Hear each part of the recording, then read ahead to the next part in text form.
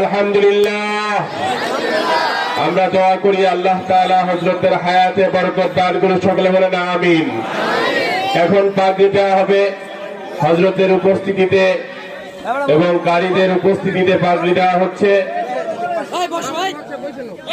যারা পাগড়ি নেবে ছাত্ররা সিরিয়াল ধরে পাগড়ি মোহাম্মদ ইহসানুর রহমান, পিতা মুফতি মিজানুর রহমান, গ্রাম গোবিন্দল, থানা সিংগার, জেলা মানিকগঞ্জ।